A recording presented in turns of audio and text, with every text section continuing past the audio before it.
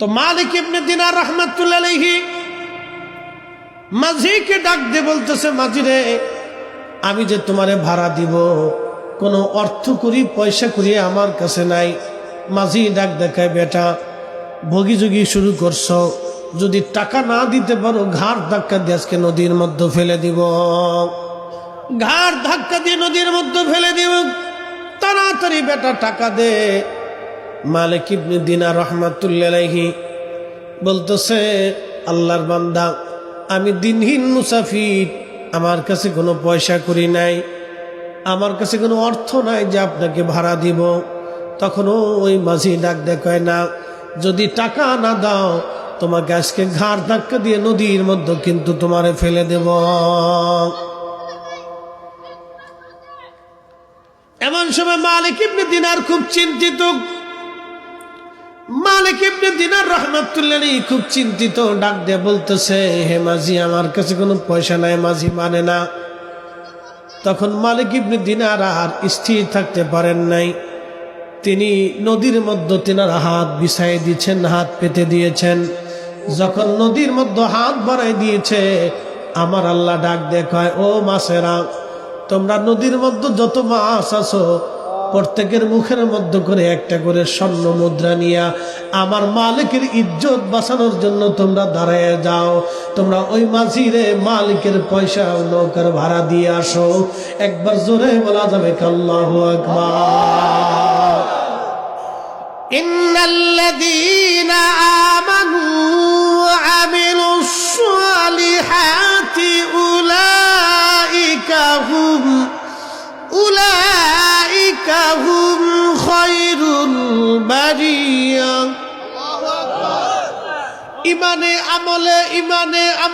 ইমানে আমলে পাকা হয়ে যারা কবরে চলে যায়, আল্লাহকে সন্তুষ্ট করে যারা কবরে চলে যায়, আমার মালিক আমার আল্লাহ বলেন, উলাইকা হুম খায়রুল বারিয়া। তারা জগতের মধ্যে তারা সেরা, সৃষ্টির মধ্যে তারা সেরা। আল্লাহর অলিদের ইজ্জত আমার আল্লাহ বাঁচায়, আল্লাহর অলিদের শান আমার আল্লাহ বাড়ায়। আল্লাহর অলিদের ইজ্জত নিয়ে যারা টানাটানি করে তাদের কপালে শনি ছাড়া আর কিছুই নাই। কথা কোন ঠিক কিনা? মালিক ইবনে দিনার হাত পাচ্ছে হাজার হাজার মাছ।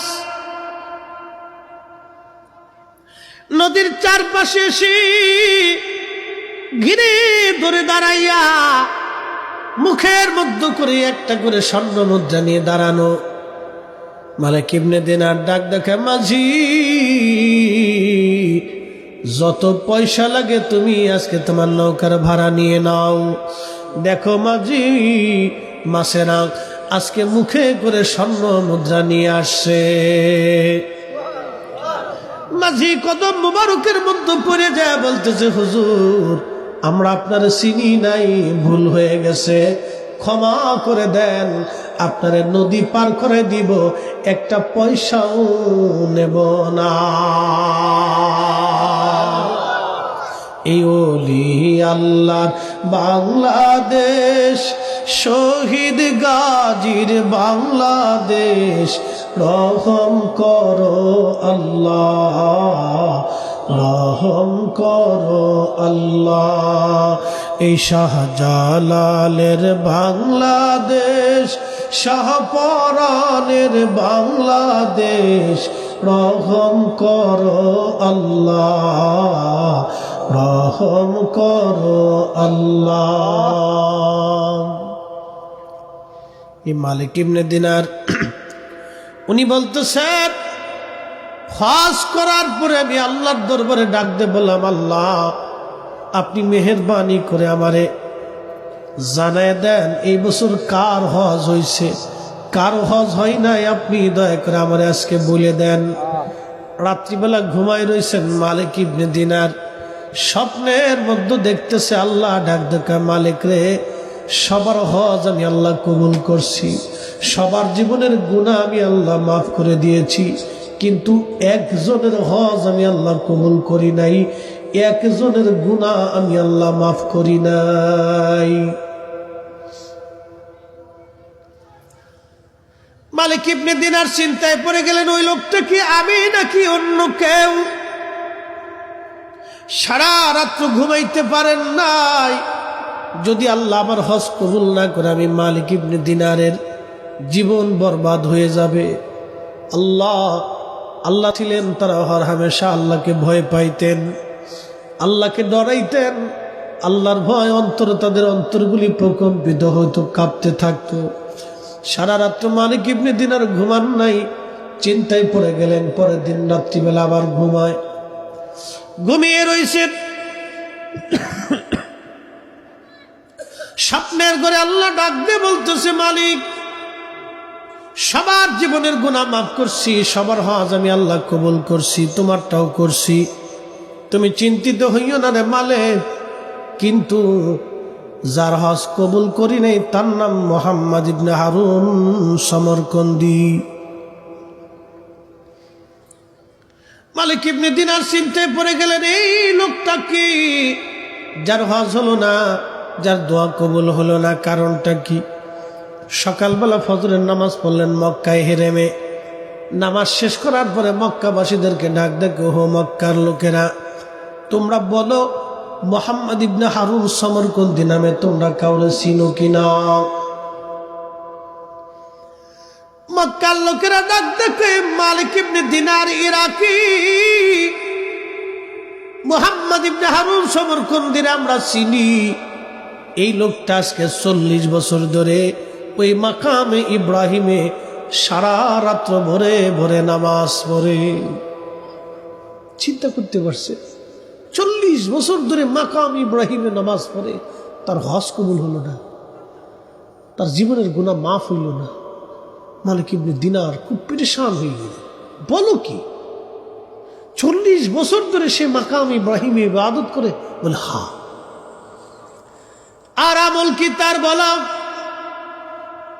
লোকেরা ডাক দিয়ে বলতেছে, হুজুর, 40 বছর ধরে সে রোজা রাখে, হারাম টাইম সময় ব্যতীত। আল্লাহর নির্দিষ্ট 5টা দিন হারাম, এই হারাম দিন ব্যতীত কোনো সময় সে রোজা কাজা করে না, ভাঙ্গে না। সারাদিন রোজা রাখে, সারাদিন জিকিরে ফিকিরে ইবাদতে কাটা। 40 বছর ধরে সে মাকামে ইব্রাহিমে আছে। মালিক ইবনে দিনার আরো চিন্তায় পড়ে গেলেন, বলো কি, এত বড় দামি ইবাদত করনেওয়ালা বান্দার গুনাহ মাফ হইল না, এই লোকটাকে ঠিকানা কি আমার জানার দরকার, বাড়ি কোথায় আমার বোঝার দরকার আছে। লোকেরা, এই লোকটার ঠিকানা কোথায় বলতে পারবা কি? লোকেরা বলল, হুজুর, মক্কার বিরান ভূমিতে একটা গাছ আছে, এই গাছের নিচে সে সারাদিন দাঁড়ায় দাঁড়ায় ছায়ায় নামাজ পড়ে, ওইখানে গেলে আপনি তারে পাবেন। সে একেবারে নির্জন নিবৃত্তে আল্লাহর ইবাদতে কাটায়। 40 বছর এইভাবে তার জীবন কেটে গেছে। মালিক ইবনে দিনার খুব চিন্তায় পড়ে গেলেন যে তার হজ হয় না, তার দোয়া কবুল হয় না, লোকটাকে দেখার দরকার, জানার দরকার, কিছু কথা বলার দরকার। তো খুঁজতে খুঁজতে ওইখানে গেছে। যাওয়ার পরে দেখতেছে গাছের নিচে একজন বান্দা খুব ধীর স্থির ভাবে নামাজ পড়ে, খুব ধীর স্থির ভাবে নামাজ পড়ে। তার ডান হাত কাটা, তার হাতটা নাই, ডান হাত কাটা, হাত নাই, কিন্তু ধীর স্থির ভাবে নামাজ পড়তেছে। মালিক ইবনে দিনার সালাম দিলেন, আসসালামু আলাইকুম ওয়া রাহমাতুল্লাহি ওয়া বারাকাতুহু। সালাম শেষ হয়ে যাওয়ার পরে উনি বসে গেলেন। নামাজ শেষ হয়ে যাওয়ার পরে মুহাম্মদ ইবনে হারুন সমরকন্দি তিনি নামাজ শেষ হয়ে যাওয়ার পরে জিজ্ঞেস করলেন, ও আল্লাহর বান্দা, আপনার নাম কি, ঠিকানা কি, পরিচয় কি? বলে, আমার নাম মালিক ইবনে দিনার আল ইরাকি। বলতেছে, হুজুর, আমি নাম শুনছি আপনার, আপনি ইরাকের অনেক বড় জাহিদ, অনেক বড় আবিদ, অনেক বড় আল্লাহওয়ালা। এই মিসকিনের কাছে কি জন্য আসছেন? বলে, আল্লাহর বান্দারে, তোমার একটা দুঃখের সংবাদ দেওয়ার জন্য আসছি। বলে, হুজুর বলেন। আজকে আমি স্বপ্ন দেখলাম 2 রাত, সবার হজ কবুল হইল, তোমারটা হইল না।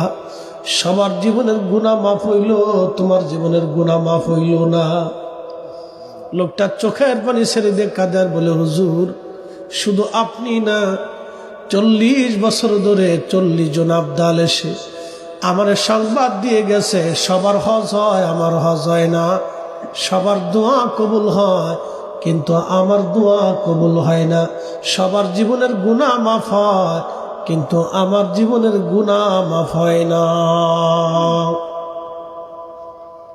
লোকটা অঝোর ধারা কাঁদতেছে, পেরেশান হয়ে গেছে, বলে, হুজুর 40 জন আবদাল 40 বছরে এসে আমার সংবাদ দিয়ে গেছে, আপনি 40তম আজকে সংবাদ দিয়ে গেলেন। মালিক ইবনে দিনার বলতেছে, আল্লাহর বান্দা, তোমার জীবনের ভুলটা কি তুমি বলবা? কি অপরাধ করছো তুমি? বলতেছে, হুজুর আমার জীবনের একটা মহা অন্যায় আমি করে ফেলছিলাম। আমি মদও পাইছিলাম, নেশাগ্রস্ত ছিলাম, নেশায় আসক্ত ছিলাম, প্রতিদিন আমি নেশা করতাম। আমি অঢেল সম্পদের মালিক ছিলাম, প্রত্যেক দিন নেশা করতাম। ওই উনুনের পাশে মা রান্না করতেছে, মা এসে আমাকে হাতটা ধরে বলল, বেটা শাবানের শেষ রাত, মাহে রমজান আসবি, মাহে রমজান আসবে, বেটারে কত সন্তানরা রোজার জন্য প্রস্তুতি নেয়, তুই কিনা আমার ছেলে মদ পান করে আসছিস। তোর মতো ছেলে থাকার চাইতে না থাকাই ভালো। কতজনের সন্তান মরে যায়, তুই কি মরতে পারিস না? তো মা বকাঝকা করতেছ, হুজুর আমি নেশাগ্রস্ত ছিলাম, ওই অবস্থায় আমার মেজাজ খারাপ হয়ে গেল, আমি ওই অবস্থায় মাকে আঘাত করে বসলাম। হুজুর মার শরীরে ঘুষি মেরে বসলাম, আঘাত করতে লাগলাম, মারতে লাগলাম মাকে। লোকটা কেঁদে দিয়ে বলল, হুজুর মা আমার উপর আরো চড়াও হলেন। মা যখন বেশি চড়াও হয়ে গেল, আমি আরো মায়ের উপরে চড়াও হয়ে গেলাম। শয়তান আমাকে পেয়ে বসলো। হুজুর আমি আমার মাকে জাপটে ধরে নি, উনুনে চুলার আগুনের মধ্যে মাকে ফেলে দিলাম। হুজুর আমার স্ত্রী আমাকে ধাক্কাইয়া ঘরের মধ্যে নিয়ে ঘরের দরজা মেরে দিলেন, তালা মেরে দিলেন। আমার নেশার ঘোর কেটে গেল। সকালবেলা ঘুম থেকে উঠার পরে আমি স্ত্রীকে ডাক দিলাম। স্ত্রী কর্কশ ভাষায় বলল, তোমার মতো নাফরমানের সঙ্গে আমি আর কখনো সংসার করব না, আমি চলে যাব। আমি বললাম, কারণ কি? বলতেছে, কালকে রাত্রি নেশার ঘরে তুমি তোমার মাকে জীবন্ত আগুনের মধ্যে ফেলে হত্যা করে ফেলছো। তোমার মতো নাফরমানের সঙ্গে আর আমার থাকার সুযোগ নাই। আমি বললাম, বলো কি? বলে, হ্যাঁ। ঘরের দরজা ভেঙ্গে বের হয়ে গিয়ে উনুনে চুলার কাছে দৌড়ায় যে দেখি, হুজুর মা দুনিয়াতে নাই। মা আগুনের মধ্যে পুড়ে মা কয়লা হয়ে গেছে। হুজুর আমার হুশ ফিরে আসলো। হাক করলাম কি? কত বড় জীবনের সর্বনাশ আমি করছি। আহা, এত বড় অপরাধ আমি করে ফেললাম।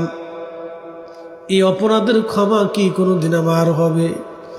এত বড় অন্যায় আমি করছি। হুজুর আমি আমার মাকে দাফন কাফন করলাম।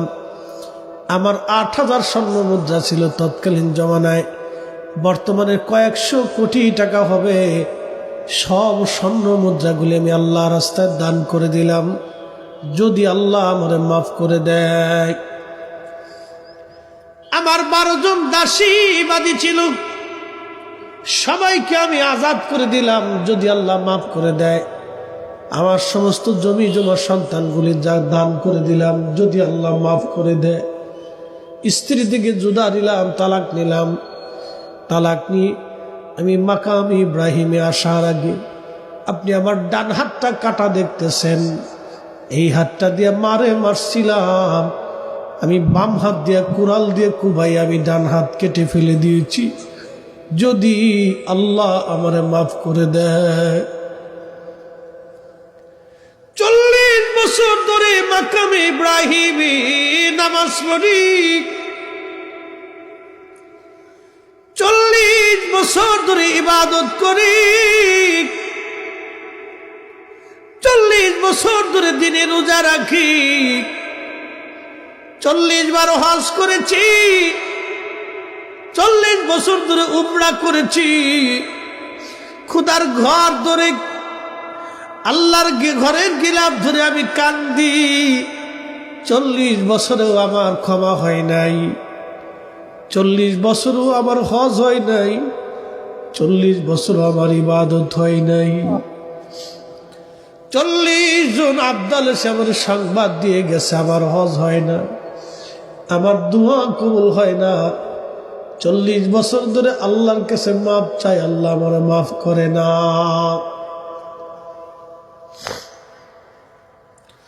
মালিক ইবনে দিনার মুখের মধ্যে হাত দিয়ে গুনগুন করে কাঁদে আর বলে, আল্লাহর বান্দারে, জীবনে কত বড় সর্বনাশ তুই করছো তুমি জানো?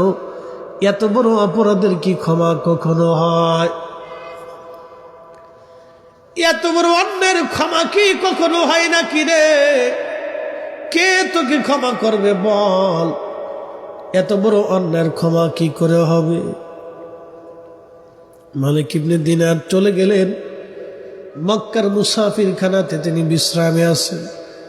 রাত্রিবেলা ঘুমায়, আর ওই যে মুহাম্মদ ইবনে হারুন সমরকন্দি অবস্থায় হাত বাড়ায় দিচ্ছে আল্লাহর দরবারে। মক্কার বিরান ভূমিতে আকাশের দিকে হাত বাড়াইয়া আজকে অঝর দ্বারায় চোখের পানি ছেড়ে ছেড়ে কাঁদের বলে, রব আপনি তো বিপদ অপসরণকারী, মুসিবত দূরকারী, আপনি তওবা কবুলকারী, আপনি ক্ষমাকারী, ক্ষমা করাকে আপনি তো ভালোবাসেন। আপনি নিজে বলছেন, আল্লাহ 40টা বছর ধরে অপরাধের জন্য আমি কাঁদতেছি, আল্লাহ তোমার দরজা থেকে যদি ফিরাও আমি কোন দরজায় হাত বাড়াবো? আল্লাহ, ইমাম জৌজি লিখতেছেন, 2 হাত বাড়াইয়া খুব বিনয়ে বিনয়ে কাঁদতেছে।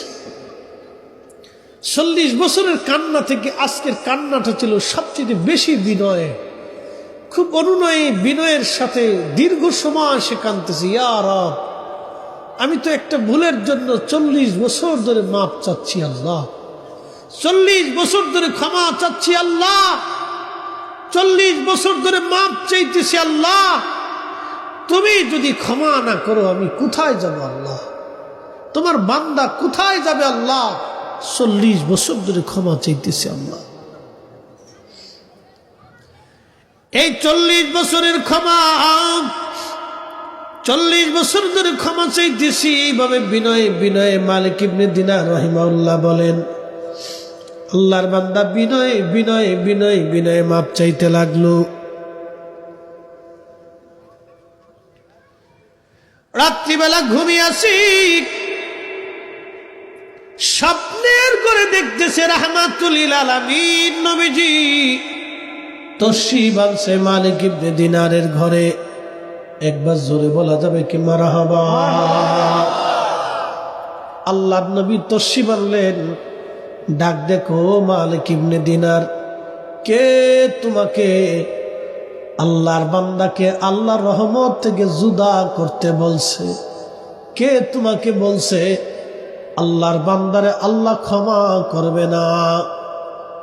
তুমি কেন বলছো তার ক্ষমা হবে না? যাও সামারকন্দিরে যায় বলো আল্লাহ তার জীবনের অপরাধকে মাফ করে দিছে। একসাথে বলবেন সুবহানাল্লাহ। আল্লাহর নবী ডাক দিলেন, মালিক ইবনে দিনার তাড়াতাড়ি যাও, যাইয়া মুহাম্মদ ইবনে হারুন সমরকন্দিরে খবর দাও আল্লাহ তারে মাফ করে দিয়েছে। কোরআন বলে, কুল ইয়া ইবাদিয়াল্লাযীনা আসরাফু আলা আনফুসিহিম লা তাকনাতু মির রাহমাতিল্লাহ।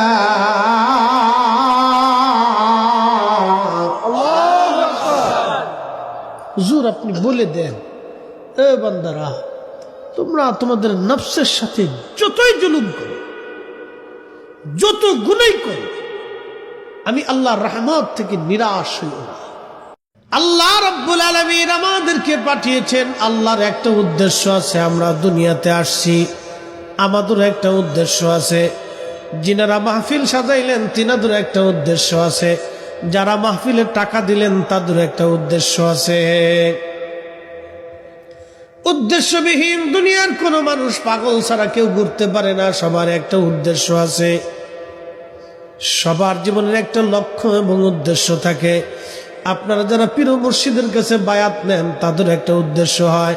আপনি স্কুল কলেজে মাদ্রাসায় পড়েন, আপনার জীবনের একটা উদ্দেশ্য আছে।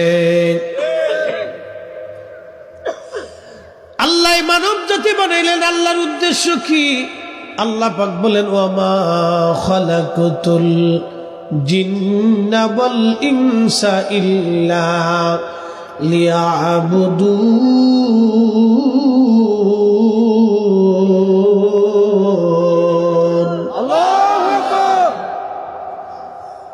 আল্লাহ ডাক দিয়ে বলেন, রে বান্দা, মানুষ আর জিন দুইটা জাতিকে আমি আল্লাহ বানাইছি, আমি আল্লাহর গোলামি করার জন্য, ইবাদত করার জন্য। এই মানব জাতির আগে পৃথিবীতে বহু জিন জাতি ছিল। জিন জাতির আদি পিতার নাম তারান্নুস।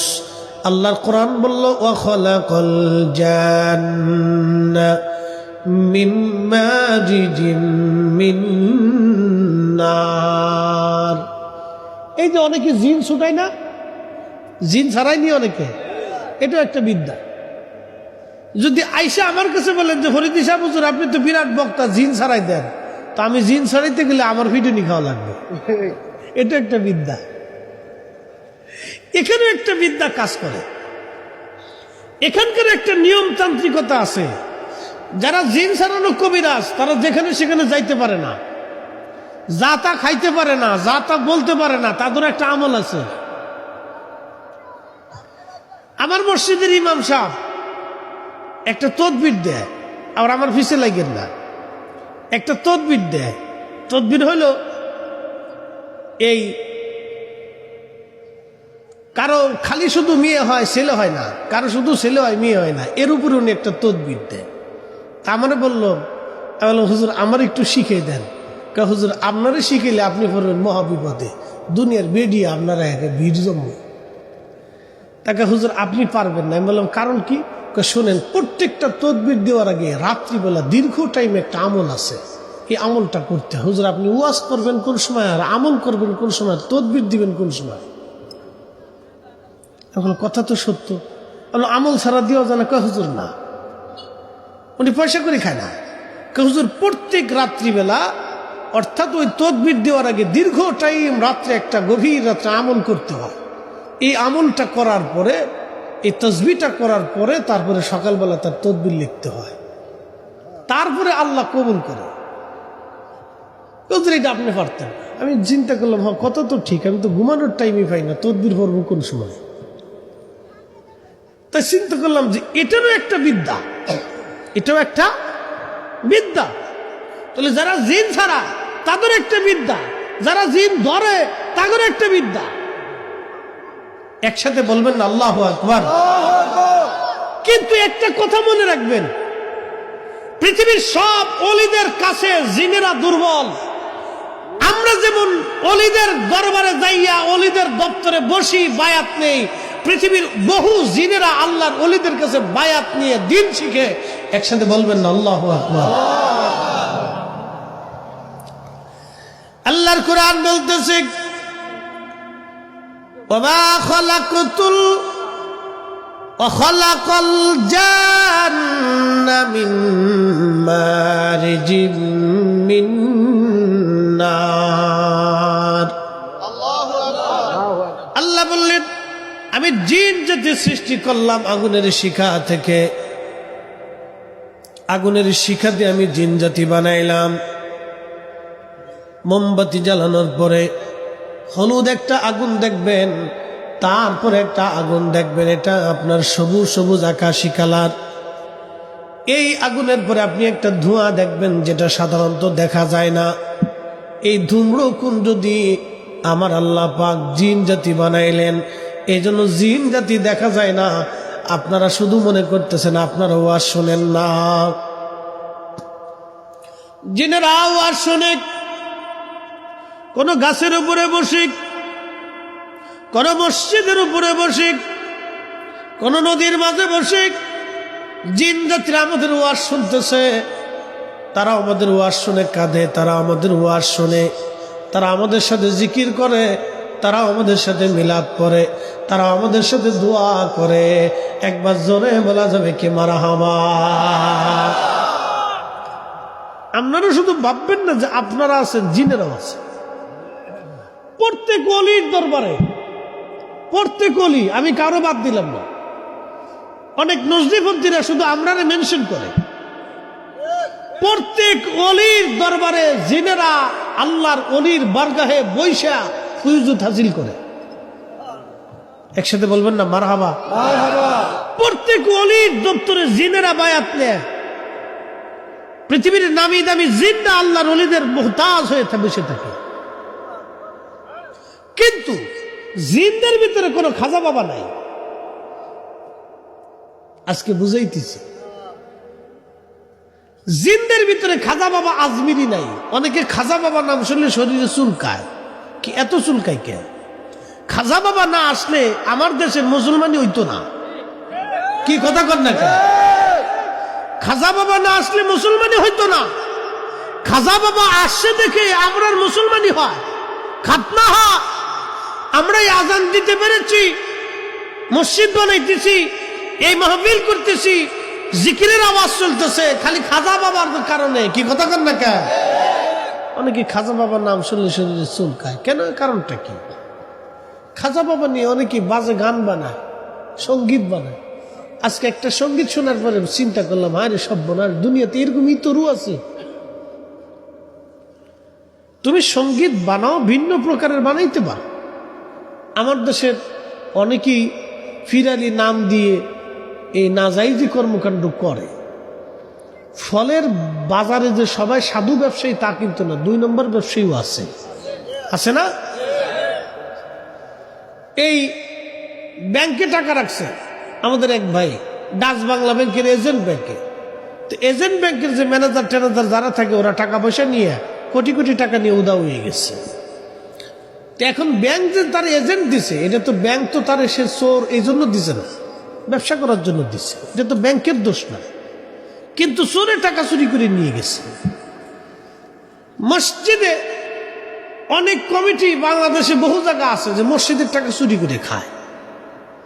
অনেক জায়গা আছে, সব জায়গায় না, অনেক জায়গায় আছে। মাদ্রাসার টাকা 2 নম্বরই হয়, হতে পারে। ভালো মন্দ দিয়ে দুনিয়া। বাজারে ফলের ভিতরে ফরমালিন ওষুধ খাবার থাকতে পারে, ফরমালিন তো মানুষই দেয়, কুত্তায় দেয় না। বিরিয়ানি খাবেন, ভোক্তা অধিদপ্তরে ধরছে বিরিয়ানির ভিতরে বিষ মিশায়। বলে কি বিষ? ওই ওষুধটা মিশাইলে বিরিয়ানির স্বাদ ভালো হয়, মানুষ খাইতেছে। পরে যে ধরার পরে আমি তাদের এই চ্যানেলের সাথে অ্যাডজাস্ট দেখলাম, এটা ধরার পরে ওই যে ম্যাজিস্ট্রেট একজন আছে, খুব ভদ্রলোক, কি নাম যেন, সরোয়ার, ম্যাজিস্ট্রেট সরোয়ার সাহেব না কি যেন, যা কালকে সরোয়ার সাহেব ধরছে। ধরার পরে বলতেছে যে আপনারা বিরিয়ানির ভিতরে যে পয়জনটা দেন, এটা মানুষের কিডনি সমস্যা হয়, লিভারের সমস্যা হয়, ডায়াবেটিস বাড়ে, রক্ত নষ্ট হয়, ক্যান্সার রক্ত হয়, ব্লাড ক্যান্সার হয়, মানুষের ভয়াবহ রোগ শরীরের ভিতরে হয়। তাহলে আপনারা যে মানুষই এই ক্ষতিটা করতেছেন, আপনাদের কাছে এই পয়জনটা খাওয়ায়, আপনারা খান কেন? তা খাবো না। কিন্তু আপনারা মানুষ কি করে হইলেন? তার অর্থ হচ্ছে যারা খাবারে বিষ মিশায়, শিশুদের খাদ্যের ভিতরে যারা ভেজাল মিশায়, তারা অন্তত মুসলমান তো দূরের কথা, ও মানুষই হয় না। কি কথা কর না, ঠিক কিনা? ও মুসলমান পরে আসেন, মুসলমান পরে আসেন, ও মানুষই হয় নাই। কি বাবা কথা খারাপ করছি আমি? মুসলমান পরে হিসাব করেন, ও মানুষ হয়েছে কিনা আগে এটি হিসাব করেন। ওদেরকে দেখলে শিয়াল কুত্তা পর্যন্ত ডরায় যে তোরা মানুষ হইলি কে। প্রিয় উপস্থিতি আমার, তো খুব মনোযোগ দিয়ে এই জিন জাতিদেরকে আল্লাহ রাব্বুল আলামিন তৈরি করলেন আগুনের শিখা দিয়ে। তারাও আল্লাহর ইবাদতে মশগুল হয়, তারাও দোয়া করে, তারাও কান্নাকাটি করে। এই জন্য আল্লাহর কোরআনে সূরা জিন নামক একটা সূরা জিন আছে। জিনদের আলোচনাও ব্যাপক আছে। অনেক ইমামরা জিনদের আলোচনা ব্যাপকভাবে এনেছেন। এই জিন জাতির আদি পিতার নাম তারান্নুস। জীবনে হায়াত পেয়েছিল 60,000 বছর। আল্লাহু আকবার। জিনদের লম্বা লম্বা হায়াত হয়। কোন জিন 4000 বছর, কোন জিন 5000 বছর, কোন জিন 6000 বছর, কোন জিন 10,000 বছর পর্যন্ত তারা বেঁচে থাকে। কিন্তু মানুষের হায়াত আল্লাহ কম দিয়েছেন, কারণও এর পিছনে কারণ আছে। এই জিনদের মধ্যে কোনো খাজা বাবা আজমিরি নাই। জিনদের মধ্যে দেখবেন হুজুর গাউসে পাক মহিউদ্দিন আব্দুল কাদের জিলানী নাই। জিনদের মধ্যে হযরত বাহাউদ্দিন নকশবন্দ বুখারী নাই। জিনদের মধ্যে হযরত মুজাদ্দিদ আল ফিসানি সেরহিন্দি নাই। জিনদের ভিতরে আপনি ফরাজি কান্দের কুতুবুল ইরশাদ আপনি পাবেন না। জিনদের মধ্যে আপনি ওই কি বলে এই পৃথিবীর বড় বড় ওলি যারা আছেন তাদেরকে আপনি পাবেন না। জিনদের মধ্যে এত বড় বড় মুহাদ্দিস নাই। জিনদের মধ্যে এত বড় বড় আলেম নাই। জিনদের মধ্যে এত বড় বড় ওলির জন্ম হয় না। কিন্তু তারা হাজার হাজার বছর ইবাদত করে, তারপর ওলি হয় না। কারণ কি? এই মানুষের ভিতরে ওলি, মানুষের ভিতরে নবী। এই মানব জাতি তৈরি করার আগে আল্লাহ রাব্বুল আলামিন সব ফেরেশতাদেরকে ডাকলেন। সব ফেরেশতাদেরকে ডাকার পরে আল্লাহ বললেন, ইন্নী জাইলুন ফিল আরদি খলিফা। আমি পৃথিবীর মধ্যে আমি আল্লাহর পক্ষ থেকে খলিফা পাঠাবো, প্রতিনিধি আমি আল্লাহ রাব্বুল আলামিন পাঠাবো। খলিফা আমি পাঠাবো, খলিফা পাঠাবো। তখন ফেরেশতারা ডাক দিয়ে বলল, ইন ক্বালু আতাজআলু ফিহা মান ইউফসিদু ফিহা ওয়া ইয়াসফিকু দিমা। আল্লাহ আপনি এমন কি খলিফা দুনিয়ার মধ্যে পাঠাবেন যারা মারামারি করবে, ফিতনা ফাসাদ বাঁধাবে, অশান্তি বাঁধাবে। আমার দিকে তাকান, মনোযোগ দিয়ে। এই অশান্তি আমার দেশে বাঁধায় কারা? ফেরেশতারা কিন্তু বলেন আল্লাহ নামাজ পড়তো না, রোজা রাখতো না, হজ করবে না, যাকাত দিবে না। এই কথা ফেরেশতারা আপত্তি উত্থাপন করেনি।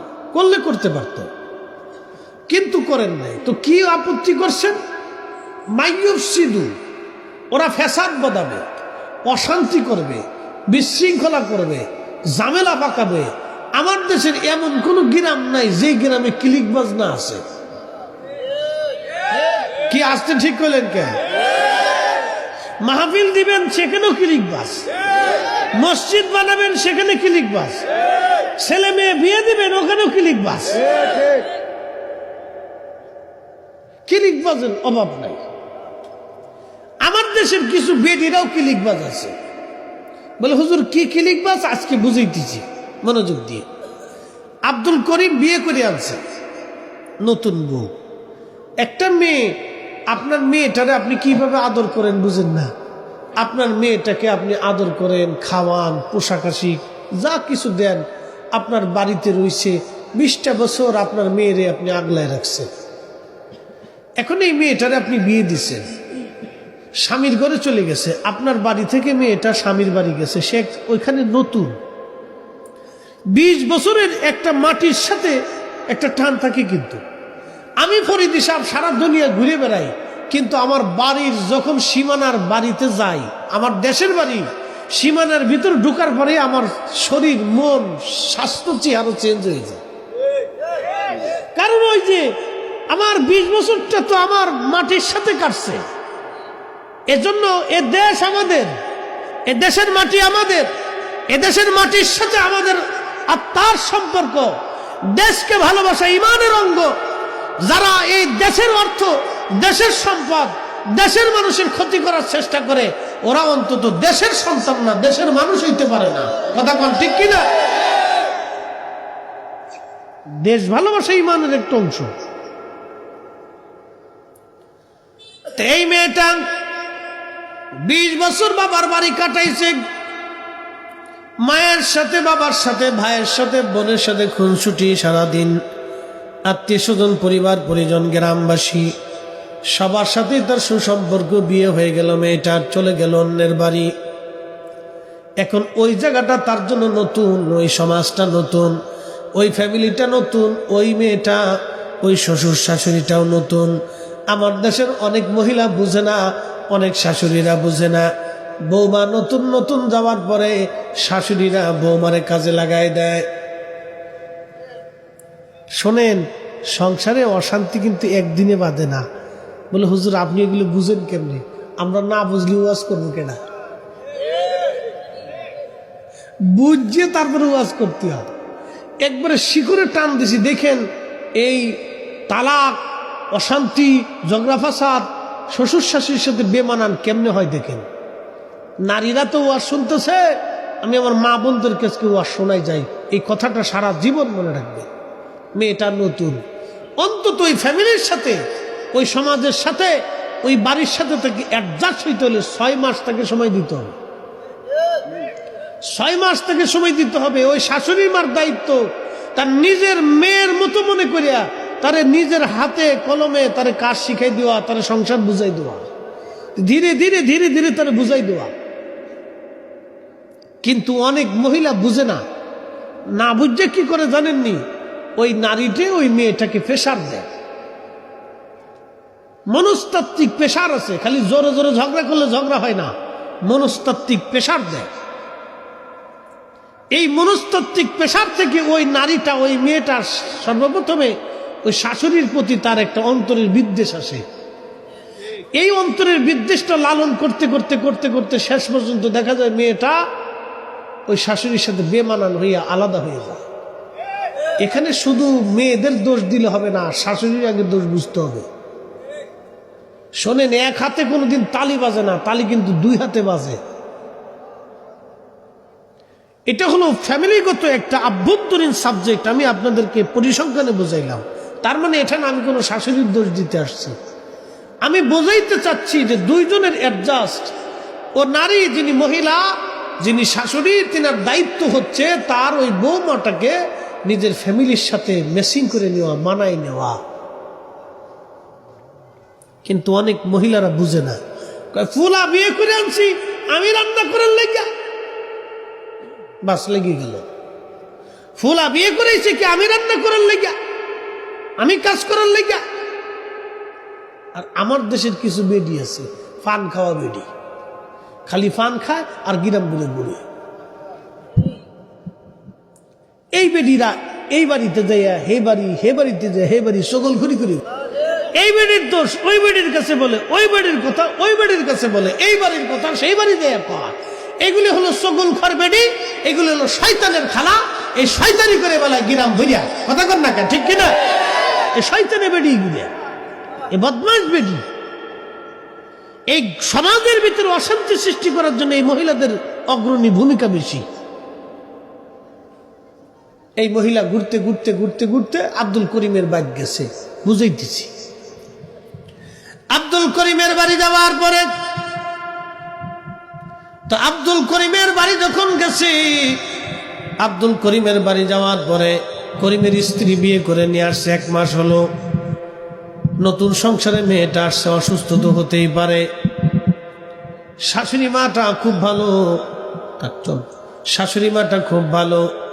শাশুড়ি বলল, মা রে তুমি অসুস্থ, তাহলে তুমি বিশ্রাম করো, আমি রান্না বান্না আজকে আমি সারি, তোমার চিন্তা করতে হবে না, আমি রান্না বান্না করতেছি।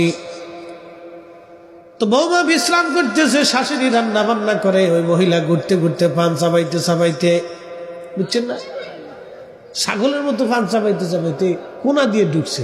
ঢুকে কয়, করিমের মা কি করো? কয় রান্না করতেছি। কয় করিমের বউকে? অসুস্থ, বিশ্রাম করতেছে। কি বেডির চিন্তা দেখেন, কি করিম রে বিয়ে করে আনছো তুমি রান্না করার লাগিয়া। এই মনে করেন যে ফার্ম মেরে দিছে না ফার্ম, এই মনে করেন যে খোঁচাখুচি করতে করতে শেষ পর্যন্ত বেটিরে চেতাই দিচ্ছে। ওই মহিলা বুঝে নাই, মহিলারে চেতাই দিচ্ছে। এরকম কিছু সগলখোর মহিলা আছে যাদের কারণে বাংলাদেশের বহু সংসার নষ্ট হয়েছে। কি কথা কর নাকি? এই ধরনের সগলখোর নারীর জন্য বহু সংসার নষ্ট হয়েছে বাংলাদেশে। আল্লাহ রসুল বলছেন এই চগলখোরদের কবরের ভিতরে সবচেয়ে কঠিন এবং জটিল আযাব হবে। আল্লাহ চগলখোর নারী থেকে আমাদেরকে হেফাজত করুক, সকলে বলে না আমিন। কষ্ট হইতেছে আপনাদের? আজকে ঘরের ভিতরের ওয়াজ করলাম, অশান্তি কিভাবে বাঁধে এগুলি আজকে বললাম। বলে হুজুর সাতপুরে এসে এই ওয়াজ করলেন কে? বাংলাদেশের পরিসংখ্যানে সবচেয়ে বেশি তালাকের সংখ্যা সাতপুরে। এটা আমি বলিনি, এটা পরিসংখ্যানে বলছে, সাংবাদিকরা এটা তৈরি করছে। পরিসংখ্যান বলতেছে সাতপুরে বেশি তালাকের সংখ্যা। আচ্ছা আপনাদেরকে একটা কথা বলি, তালাক কি বেশি হওয়া কি ভালো লক্ষণ? এটা কিয়ামতের আলামত। কিয়ামতের শোনেন, তালাক হয়ে গেলেই যে সংসার টিকে গেল। অনেক নারী মনে করে যে তালাক হলে অসুবিধা কি, আমি আবার বিয়ে করব। অনেক পুলা মনে করে যে তালাক দিলে অসুবিধা কি, আমি আবার বিয়ে করব। শোনেন, বিয়ে তো করবেন কিন্তু সুখ কোথায় পাবেন? বিয়ে তো ঠিকই করবেন কিন্তু সুখ পাবেন কোথায়? সুখ খুঁজতে হবে না আপনাকে। এই স্বামী স্ত্রীর এই বিয়ে থাকা কি কোনো ছেলে খেলা নাকি, পুতুল খেলা নাকি যে আজকে খেললেন কালকে ভেঙে দিবেন? আমার দিকে তাকান, আমার পরিচয় আমার বাবা মা দিয়ে, আর আমার বাবা মার বৈবাহিক পবিত্র বন্ধনের মাধ্যমে আমি আমার বাবা মার পরিচয় পেয়েছি, আমি বৈধ সন্তান। কি কথা কর না কেন? শোনেন, স্বামী স্ত্রীর তালাক হয়ে যাওয়ার পরে ছেলে ওই স্বামী স্ত্রীর অসুবিধা না হলেও সবচেয়ে প্রথম এফেক্টটা, ধাক্কাটা বাচ্চাদের মগজের মধ্যে পড়ে। শুধু ঠিক না, আমি আপনাকে বুঝাচ্ছি, শেষ পর্যন্ত এই বাচ্চা তার বাবা মাকে পর্যন্ত কি বিশ্রী ভাষায় গালিগালাজ করে বড় হওয়ার পরে, এবং কত অকথ্য, এবং ওই বাবা মার প্রতি তাদের ধ্যান ধারণাটা এতটাই নেগেটিভ পর্যন্ত আসে যে পারলে খুন পর্যন্ত করে ফেলবে। এত পরিমাণ নেগেটিভ পর্যন্ত চিন্তা সন্তানের মধ্যে আসে শুধু তাদের একটা ভুলের জন্য। ওই বাচ্চাদের কলিজা পর্যন্ত এফেক্ট করে। অতএব তালাক হবে এই চিন্তা করবেনই না। যতদূর সম্ভব আপনারা এটাকে মেসিং করে দিবেন। যত দূর সম্ভব হাজার আপ্রাণ চেষ্টা করবেন যে কোনো স্বামী স্ত্রীর যাতে বিচ্ছেদ না হয়, এটার মেসিং করে দেওয়ার চেষ্টা করবেন, তালাক যাতে কখনো না হয়। এই কথাটা আপনারা মনে রাখবেন। প্রিয় বন্ধুগণ আমার, আলোচনা করতে করতে অনেক দূর পর্যন্ত চলে আসছি।